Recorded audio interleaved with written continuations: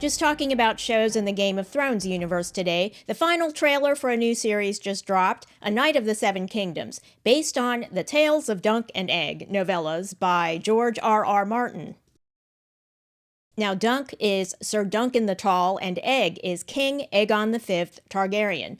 Now, the series takes place when Aegon V is a youngster, and his head is shaved to disguise his identity, since the Targaryens are very recognizable by their platinum blonde hair. Now, Egg, when he was a youngster, was in line to the throne but rather distant, being the fourth son of a fourth son. He was called Aegon the Unlikely because of his distance from the throne, but he did become king through an unlikely set of circumstances, and Sir Duncan the Tall became his Lord Commander of the King's Guard. Now, I don't need to play the trailer in this video, it's on YouTube.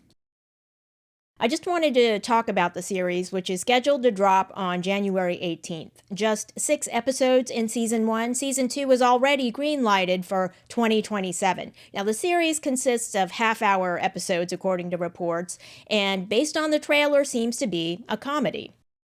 Now, I plan to watch the series, which I hope will be an improvement over House of the Dragon.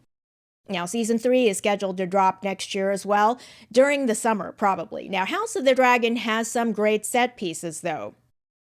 Now, for example, the red sewing.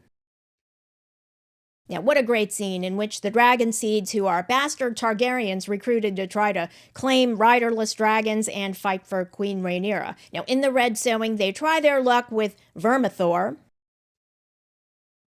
who barbecues then feasts on them.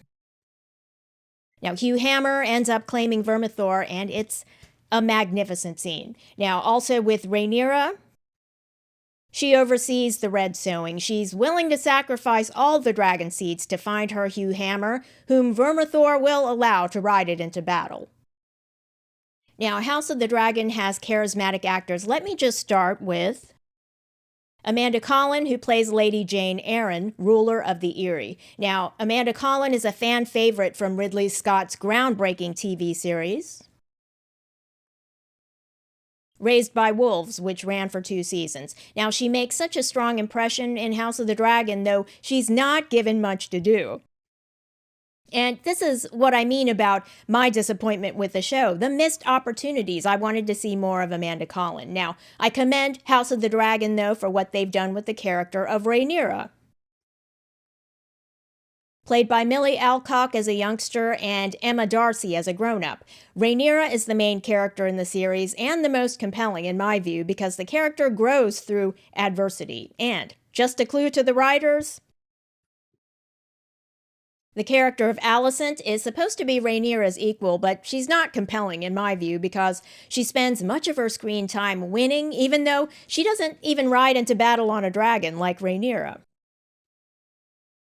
Now, Alicent is not on a heroic trajectory, and that's in accordance with her character from the book, I understand, but what she's given to do isn't compelling to watch on screen.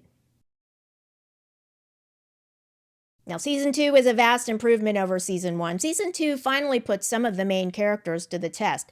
Aegon, for example, Aegon II, I didn't find interesting until he was catastrophically injured in the battle over Rook's Rest.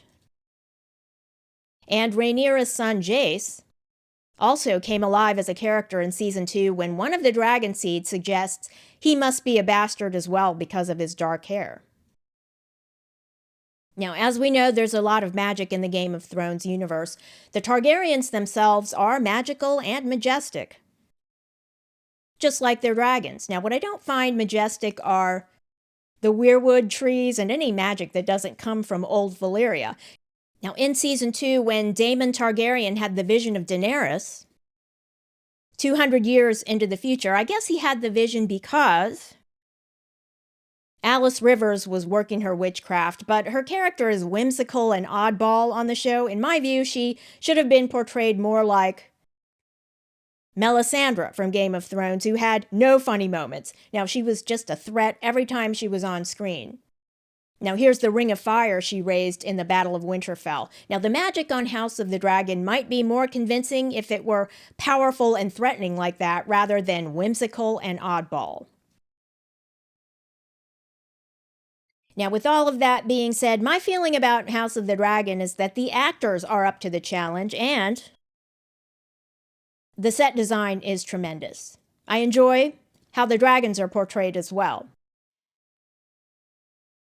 The Rhaenyra character is very convincing. I want to find out if she meets the brutal and tragic end described in Fire and Blood, the book on which the series is based. But George R.R. Martin wrote Fire and Blood as an historical account that isn't completely reliable, so there may be an escape for Rhaenyra.